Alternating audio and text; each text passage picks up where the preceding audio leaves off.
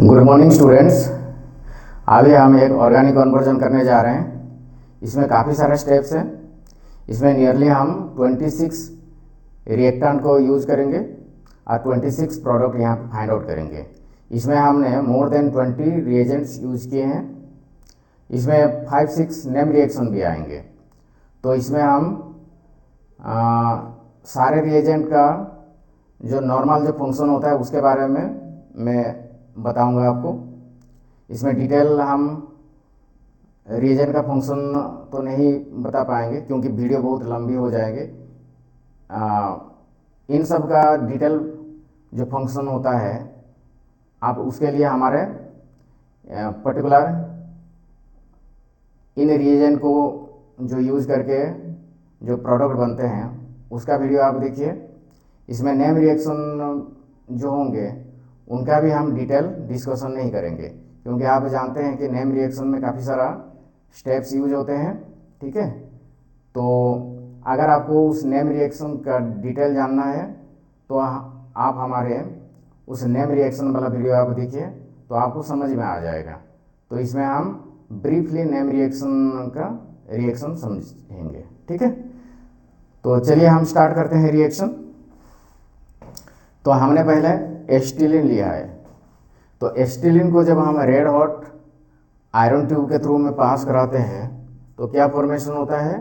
Benzene formation होता है। तो हमारा पहला प्रोडक्ट ये जो फॉर्मेशन होगा वो होगा बेंजीन।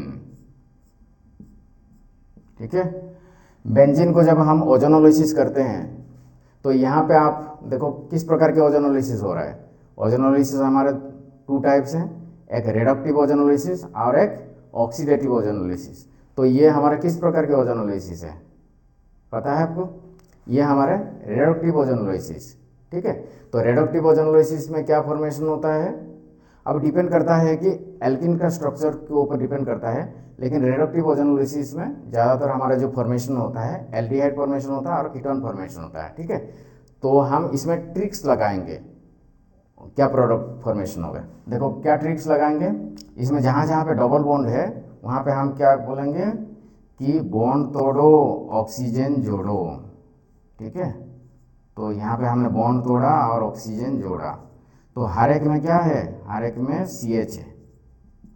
ये जो हम देख रहे हैं हर एक कार्बन के पास एक हाइड्रोजन है। तो आप अगर देखोगे तो इसमें क्या फॉर्मेशन हो रहा है? ऑक्जाल फॉर्मेशन हो रहा है। इसमें क्या फॉर्मेशन हो रहा है? ऑक्जाल फॉर्मेशन हो रहा है। इसमें क्या फॉर्मेशन हो रहा है? ऑक्जाल। यानी कि हमारे बी जो फॉर्मेशन होगा वो 3 मोल ऑफ ऑक्जाल यानी कि ग्लाइऑक्जाल जिसको हम बोल रहे हैं। ठीक है, ये फॉर्मेशन हो रहा है। अच्छा, ये एक हमारे नेम रिएक्शन है, पता है? ये हमारे 50% KOH जैसे दिया है। तो ये हमारे केनिज़ेरो रिएक्शन। तो केनिज़ेरो रिएक्शन किसके साथ होता है? केनिज़ेरो रिएक्शन एल्डिहाइड के साथ होता है। किस प्रकार के एल्डिहाइड? उन एल्डिहाइड के साथ होता है जिनके पास अल्फा हाइड्रोजन नहीं होता है। तो देखो यहाँ पे अल्फा हाइड्रोजन नहीं है। तो केनिज़ेरो रिएक्शन एक प्रकार की किस प्रकार की रिएक्शन होता है? रेडॉक्स रिएक्शन है। ठीक है, तो रेडॉक्स रिएक्शन का मतलब होता है कि एक प्रोडक्ट हमारे ऑक्सीडाइज प्रोडक्ट बनेगा और दूसरा हमारे क्या रिडक्टिव प्रोडक्ट बनेगा। तो यहाँ से जो रिडक्टिव प्रोडक्ट बनता है वो जनरल क्या होता है? अल्कोहल बनता है। और जो ऑक्सीडाइज प्रोडक्ट जो होता है वो जनरल हमारे एसिड बनता है। ठीक है, तो हमारा ये जो बन गया ये हमारे C वाला प्रोडक्ट हो गया। ठीक, अब C वाला प्रोडक्ट यानी कि अल्कोहल और एसिड ये दोनों जब रेड फास्फोरस और HI के थ्रू में रिएक्शन करेंगे तो क्या फॉर्मेशन होगा? ये किस प्रकार के रिएजेंट है? ये एक रिड्यूसिंग रिएजेंट है। इसको हम बोलते हैं devil of all reducing agent. इसका मतलब क्या होता है? डेविल का मतलब राक्षस। राक्षस क्या होता है? सारे को खा जाता है। ठीक, तो उसी प्रकार की ये रेड फास्फोरस जब HI के थ्रू में रिएक्शन कराते हैं तो ये मतलब बहुत खतरनाक रिड्यूसिंग एजेंट है। तो ये करता क्या है? कार्बन के साथ जितने भी इलेक्ट्रोनेगेटिव एटम होते हैं जैसे नाइट्रोजन हो गया, ऑक्सीजन हो गया, उन सबको रिड्यूस करा के कार्बन में कन्वर्जन करा देता है। ठीक है, तो ये सब जैसे ऑक्सीजन यहाँ पे हैं, इन सब ऑक्सीजन क्या हो जाएंगे, रिडक्शन हो जाएंगे और ये बन जाएगा, देखो यहाँ पे 2 कार्बन है तो यहाँ से हमारा क्या बन जाएगा, ये इथेन बनेगा। तो हमारा डी वाला जो प्रोडक्ट होगा वो इथेन होगा। अब इथेन क्लोरीन के साथ यूवी लाइट के प्रेजेंस में रिएक्शन करा रहे हैं, तो हम ये जानते हैं कि एल्केन में किस प्रकार की रिएक्शन होता है, फ्री रेडिकल सब्स्टिट्यूशन रिएक्शन होता है। ठीक है, हैलोजेनेशन, तो यहाँ पे हैलोजेनेशन होगा तो एक हाइड्रोजन को रिप्लेस करेगा और हमारे क्या बन जाएगा, इथाइल क्लोराइड। तो यह हमारे इथाइल क्लोराइड बन गया, ई वाला हमारे इथाइल क्लोराइड हो गया। इथाइल क्लोराइड जब एक्वस सोडियम हाइड्रोक्साइड के साथ रिएक्शन करेगा, एक्वस सोडियम हाइड्रोक्साइड का फंक्शन क्या होता है, एक्वस सोडियम हाइड्रोक्साइड का फंक्शन होता है हैलोजन को रिप्लेस करता है और OH जोड़ देता है। तो हमारा F वाला प्रोडक्ट जो बनेगा वो बनेगा ये अल्कोहल बन गया। तो अल्कोहल PCC के थ्रू में रिएक्शन करेगा। PCC है क्या, पायरिडियम क्लोरोक्रोमेट। तो PCC एक माइल्ड ऑक्सीडाइजिंग रिएजेंट है। ठीक है, तो माइल्ड ऑक्सीडाइजिंग रिएजेंट क्या करता है, अल्कोहल को एल्डिहाइड में कन्वर्जन करा देता है। तो हमारा G वाला प्रोडक्ट जो बनेगा ये बनेगा एल्डिहाइड, एस्टाल्डिहाइड बन गया। ठीक है, तो एस्टाल्डिहाइड रिएक्शन करा रहा है आयोडीन और सोडियम हाइड्रोक्साइड। तो ये हमारा क्या है, आयोडोफॉर्म टेस्ट। तो आयोडोफॉर्म टेस्ट कौन देता है, आयोडोफॉर्म टेस्ट जो देते हैं जिनके पास मिथाइल कीटोन होता है। ठीक है, तो आयोडोफॉर्म रिएक्शन में भी काफ़ी सारा क्या है कि एक्सेप्शन है। तो जिनके पास मिथाइल कीटोन है वो दे देंगे, ऐसा नहीं है, इसमें भी एक्सेप्शन है। जैसे फॉर एग्जांपल आप एसिड डेरिवेटिव देखो, एसिड डेरिवेटिव में जैसे होता है कि एसिल हैलाइड हो गया, एस्टर हो गया, एमेट हो गया, एनहाइड्राइड हो गया, इनके पास भी मिथाइल कीटोन तो है लेकिन ये आयोडोफॉर्म टेस्ट नहीं देते हैं। तो चलिए वो उसका तो आयोडोफॉर्म टेस्ट के लिए आप क्या करना कि आयोडोफॉर्म टेस्ट वाला वीडियो देखना, तो उसमें आपको मैकेनिज्म भी पता चल जाएगा और जो एक्सेप्शन जो है उनके बारे में भी पता चल जाएगा। तो यहाँ पे आयोडोफॉर्म टेस्ट ये एस्टाल्डिहाइड देगा क्योंकि इसके पास देखो मिथाइल कीटोन। इसको अगर हम लिखेंगे तो ऐसे फॉर्म में लिखेंगे ना, तो ये हो गया हमारे अल्फा मिथाइल ग्रुप। तो आपके एनसीईआरटी में दिया होगा या तो मिथाइल कीटोन या तो अल्फा मिथाइल ग्रुप होनी चाहिए with respect to carbonyl group. ठीक है, तो ये हमारा अल्फा मिथाइल ग्रुप है। तो ये क्या करता है, आयोडोफॉर्म जब टेस्ट देता है ये हमारा आयोडोफॉर्म बन जाता है। आयोडोफॉर्म क्या होता है, ये देखो ये हो गया हमारे आयोडोफॉर्म और ये वाला क्या बन जाएगा, ये एसिड में कन्वर्ट हो जाएगा। ठीक है, ये हमारा ये बन जाएगा। तो ये हमारा आयोडोफॉर्म बन गया। तो हमारा H वाला प्रोडक्ट क्या हो गया, आयोडोफॉर्म। आयोडोफॉर्म जब सिल्वर के साथ रिएक्शन कर रहा है, प्रोवाइडेड हम यहाँ पे हीट भी दे रहे हैं, तो क्या फॉर्मेशन होगा, ये एसिटिलीन में कन्वर्जन होगा। तो हमारा I जो फॉर्मेशन होगा वो होगा एसिटिलीन। ठीक है, एसिटिलीन को जब हम रेड हॉट कॉपर ट्यूब के थ्रू में पास कराते हैं तो क्या फॉर्मेशन होगा, बेंजीन फॉर्मेशन होगा। तो जे हमारा जो फॉर्मेशन होगा वो बेंजीन होगा। ठीक है, ये हो गया हमारा बेंजीन जे। अच्छा, नेक्स्ट जे जब यानी कि बेंजीन जब रिएक्शन करता है क्लोरीन, ये क्लोरीन के थ्रू में, और ये क्या है हमारे जो लुईस एसिड है। ठीक है, तो लुईस एसिड के प्रेजेंस में क्या होता है, इलेक्ट्रोफिलिक सब्स्टिट्यूशन होता है ना, तो ये हमारा हैलोजेनेशन होगा। तो बेंजीन, फिर बेंजीन हम जानते हैं कि इलेक्ट्रोफिलिक सब्स्टिट्यूशन रिएक्शन दिखाता है। तो हमारा के वाला जो प्रोडक्ट बनेगा वो क्या बनेगा, क्लोरोबेंजीन बनेगा। ठीक है, अब ये क्लोरोबेंजीन, तो एल के हमारे क्लोरोबेंजीन बन गया। जब क्लोरोबेंजीन हमारे बेस के थ्रू में रिएक्शन करेगा। ये देखो बेस और फॉलोड बाय हाइड्रोलिसिस। तो ये भी एक क्या है, नेम रिएक्शन है। ठीक है, किस प्रकार की नेम रिएक्शन है, डाउस, इसको हम बोलते हैं डाउस रिएक्शन। तो डाउस रिएक्शन भी एक जो फिनॉल प्रिपरेशन करने का इंडस्ट्रियल प्रोसेस होता है। तो इसका मतलब होता है कि क्लोरोबेंजीन जब रिएक्ट करेगा बेस के साथ फॉलोड बाय हाइड्रोलिसिस, तो हमारा एल जो बन जाएगा वो होगा फिनॉल। तो हमारा एल वाला प्रोडक्ट बन गया फिनॉल। ठीक है, नेक्स्ट फिनॉल हमारे रिएक्शन करा रहे हैं सोडियम हाइड्रोक्साइड कार्बन, उसके बाद carbon dioxide followed by hydrolysis. तो ये भी हमारा एक नेम रिएक्शन है।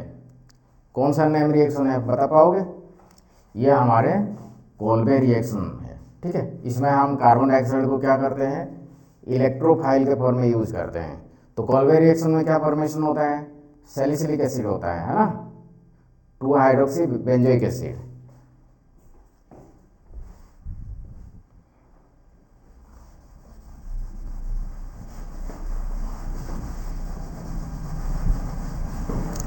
तो हमारा एम जो प्रोडक्ट फॉर्मेशन होगा वो सैलिसिलिक एसिड फॉर्मेशन होगा,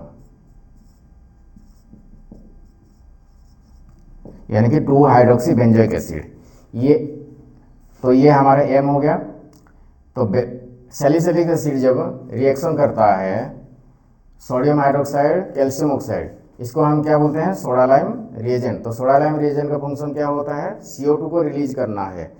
तो इसमें क्या हो जाएगा, यहाँ से CO2 रिलीज हो जाएगा। तो हमारा N वाला जो प्रोडक्ट बनेगा वो होगा ये, फिर से ये फिनॉल बन गया।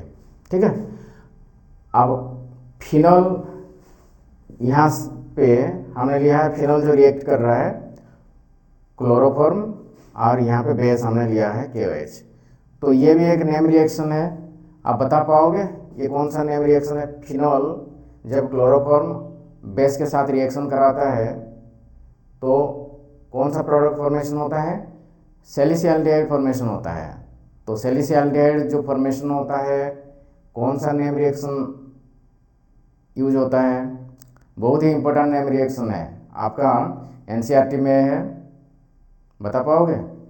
तो ये जो है रिमर-टिमन रिएक्शन है। ठीक है, तो रिमर-टिमन रिएक्शन में हम क्या करते हैं, फिनॉल को यूज करते हैं। इसमें हमारा क्लोरोफॉर्म क्या होता है, क्लोरोफॉर्म जो इससे हम बनाते हैं इलेक्ट्रोफाइल बनाते हैं। कौन सा इलेक्ट्रोफाइल बनता है, डाइक्लोरो, क्या बनता है इसमें, जो हम देखो यहाँ पे, यहाँ से हम क्या बनाते हैं, ये वाला हमारा इलेक्ट्रोफाइल बनता है ना। तो इसके पास कितना इलेक्ट्रॉन है, 6 इलेक्ट्रॉन है। तो इसको हम बोलते हैं कार्बिन बोलते हैं ना, डाइक्लोरोमिथेन है। तो ये हमारा कार्बिन होता है। तो रिमर-टिमर रिएक्शन में कार्बिन को हम इलेक्ट्रोफाइल के फॉर्म में यूज करते हैं। ठीक है, तो हमारा ओ वाला जो प्रोडक्ट होगा वो होगा सैलिसिल्डिहाइड, यानी कि 2 हाइड्रोक्सी बेंजाल्डिहाइड। सैलिसिल्डिहाइड जब जिंक के साथ रिएक्शन करता है तो कौन सा प्रोडक्ट फॉर्मेशन होगा, जिंक का फंक्शन क्या होता है, बेंजीन में OH ग्रुप को रिड्यूस करा देता है। और क्या फॉर्मेशन होता है, देखो ये रिड्यूस, अगर इसमें मान लो CHO नहीं होता तो सिर्फ OH होता तो बेंजीन फॉर्मेशन होता है, लेकिन इसमें CHO है तो CHO को रिड्यूस नहीं कर पाता है। तो हमारा P वाला जो प्रोडक्ट फॉर्मेशन होगा वो होगा बेंजाल्डिहाइड। फिर बेंजाल्डिहाइड 50% KOH के साथ रिएक्शन करा रहा है, तो ये फिर से कैनिजारो रिएक्शन आ गया। तो अभी हमने बताया था कि कैनिजारो रिएक्शन किसके साथ होता है, एल्डिहाइड के साथ होता है, उन एल्डिहाइड के साथ जिनके पास अल्फा हाइड्रोजन नहीं होता है। तो इसके पास अल्फा हाइड्रोजन नहीं है, तो जब कैनिज़ारो रिएक्शन होता है तो दो प्रोडक्ट फॉर्मेशन होता है ना, क्योंकि रेडॉक्स रिएक्शन होता है, एक जो एल्कोहल फॉर्मेशन होगा और एक एसिड फॉर्मेशन होगा। तो यहाँ पे Q1 और Q2 दो प्रोडक्ट यहाँ पे फॉर्मेशन हो रहे हैं। तो हमारा मान लो Q1 हो गया, Q1 क्या प्रोडक्ट फॉर्मेशन करेगा, एसिड, ठीक है, और Q2 क्या फॉर्मेशन करेगा, Q2 जो फॉर्मेशन करेगा बेंजाइल अल्कोहल फॉर्मेशन करेगा, ठीक है ये। अच्छा, इसके बाद हमारा Q2 जब KMnO4 के साथ रिएक्शन करेगा, KMnO4 कैसे रिएजेंट है, KMnO4 जो है स्ट्रॉन्ग ऑक्सीडाइजिंग रिएजेंट है। तो स्ट्रॉन्ग ऑक्सीडाइजिंग रिएजेंट क्या करता है, ये एल्कोहल को एसिड में कन्वर्जन करा देता है। तो हमारा R जो बनेगा वो बेंजोइक एसिड बनेगा, ठीक है। अभी बेंजोइक एसिड, इसमें देखो एमोनिया है, ठीक है, एमोनिया के साथ जब रिएक्शन करता है तो एमोनिया क्या होता है कि एक बेस के फॉर्म में रिएक्शन करता है ना, तो इसके पास एक लोन पेयर होता है, ठीक है। तो देखो यहाँ पे एमोनिया क्या करेगा, ये जो हाइड्रोजन को एब्सॉर्ब करता है और इसके साथ क्या बना देगा, एक एमोनियम सॉल्ट बनेगा। तो हमारा एस प्रोडक्ट जो बनेगा वो एक सॉल्ट बनेगा। देखो यहाँ पे हमारा सॉल्ट बन गया, ठीक है, एमोनियम सॉल्ट बन गया। अब ये एमोनियम सॉल्ट जब रिएक्शन ये करेगा, यानी कि इसको जब हम हीट कराते हैं तो यहाँ से क्या होगा, हाइड्रोजन रिलीज हो जाएगा। जब हम हीट करेंगे तो यहाँ से क्या हो जाएगा, हाइड्रोजन रिलीज हो जाएगा और हमारा टी वाला जो प्रोडक्ट बनेगा वो बेंजामाइड बनेगा। तो ये हमारा क्या बन गया, बेंजामाइड प्रोडक्ट। अब बेंजामाइड प्रोडक्ट देखिए, ये भी यहाँ पे एक नेम रिएक्शन यूज हो रहा है। किस प्रकार की नेम रिएक्शन है, ये हमारे हॉफमैन ब्रोमामाइड रिएक्शन। तो हॉफमैन ब्रोमामाइड में क्या प्रिपरेशन करते हैं, प्राइमरी एमाइन प्रिपरेशन करते हैं, बोथ एलिफेटिक और एरोमेटिक बनता है, ठीक है। तो यानी कि उसमें एक कार्बन लेस हो जाता है। एमाइड में जितना कार्बन होते हैं, एमीन में कितना होते हैं, एक कार्बन लेस हो जाता है। तो हमारा यू वाला प्रोडक्ट कौन सा बनेगा, यू वाला जो प्रोडक्ट बनेगा वो है एनिलीन, ठीक है, ये एनिलीन बनेगा। एनिलीन फिर रिएक्शन करा रहा है किसके साथ, ये है नाइट्रस एसिड। तो जब भी एनिलीन रिएक्ट करता है नाइट्रस एसिड के साथ तो क्या बनता है, डाइजेनियम क्लोराइड। तो हमारा भी वाला जो प्रोडक्ट बनेगा वो है डाइजेनियम क्लोराइड, ठीक है। डाइजेनियम क्लोराइड फिर फास्फोरस एसिड के साथ रिएक्शन करा रहा है। तो फास्फोरस एसिड के साथ जब रिएक्शन करेगा तो फास्फोरस एसिड का क्या काम होता है, डाइजेनियम क्लोराइड से बेंजीन बना देता है, ठीक है। तो हमारा W वाला प्रोडक्ट जो बनेगा वो है बेंजीन। देखो डाइजेनियम क्लोराइड से बेंजीन बनाने के लिए दो इंपॉर्टेंट रिएजेंट यूज होते हैं। ये आपका जो डाइजेनियम सॉल्ट वाला जो चैप्टर है NCERT में, उसमें मेंशन क्या है, एक तो इथानॉल है और दूसरा जो फास्फोरस एसिड है। तो इथानॉल क्या है कि थोड़ा माइल्ड रिएजेंट है और फास्फोरस एसिड जो है वो स्ट्रॉन्ग रिएजेंट है, ठीक है। तो हमारा W क्या बन गया, बेंजीन बन गया। अब यहाँ पे बेंजीन को पास करा रहे हैं, ये क्या है, नाइट्रेटिंग रिएजेंट है, कॉन्सेंट्रेटेड H2SO4 और कॉन्सेंट्रेटेड HNO3। तो नाइट्रेटिंग रिएजेंट इसका मतलब है कि हमारे यहाँ पे इलेक्ट्रोफिलिक सब्स्टिट्यूशन रिएक्शन हो रहा है ना, नाइट्रोनियम आयन हमारा बनता है। तो हमारा X वाला जो प्रोडक्ट बनेगा वो नाइट्रोबेंजीन बनेगा, ठीक है, ये हमारे नाइट्रोबेंजीन बनेगा।